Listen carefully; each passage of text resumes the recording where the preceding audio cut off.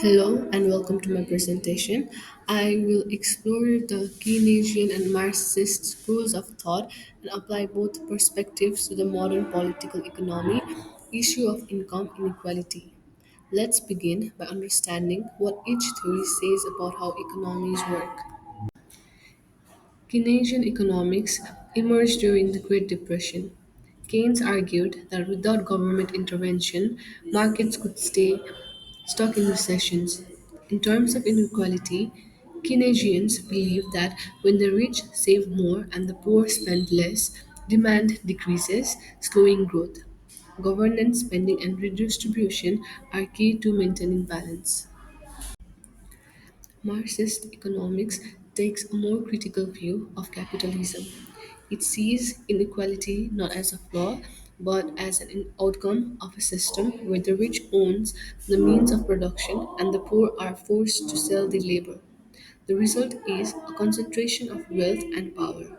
For Marxists, real change only comes through a shift in the system. Today, income inequality is one of the most pressing economic issues.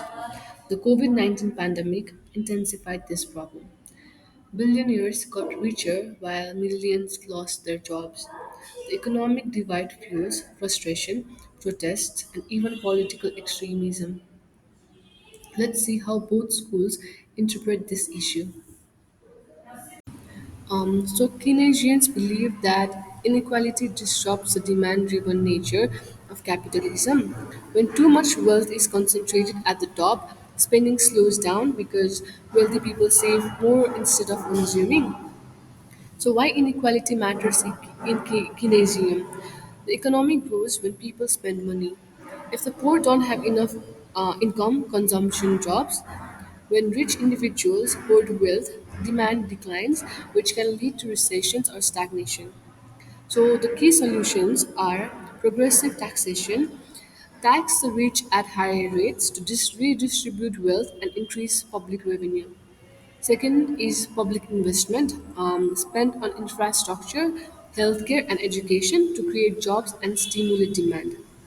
So the example for modern day is post-COVID packages in many countries reflected Keynesian thinking. Governance gave direct cash transfers and subsidies to revive demand. So let's look at Marxist perspective.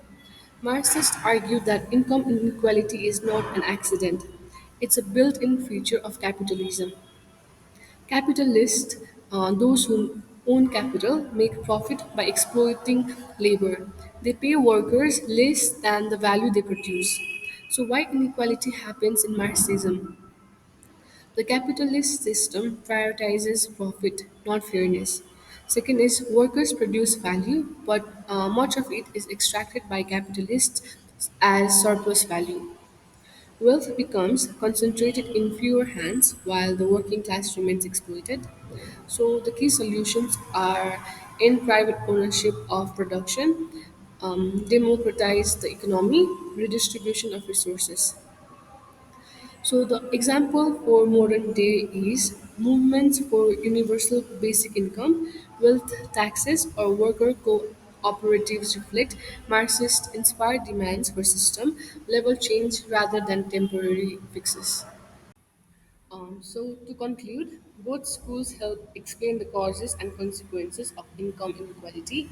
Keynesians want to fix capitalism with smart policies. Marxists argue the system must be transformed. Whichever approach you agree with, it's clear that inequality affects us all, and understanding these theories gives us better tools to address it. So, these are the references. Thank you, everyone. Hope you guys like my presentation.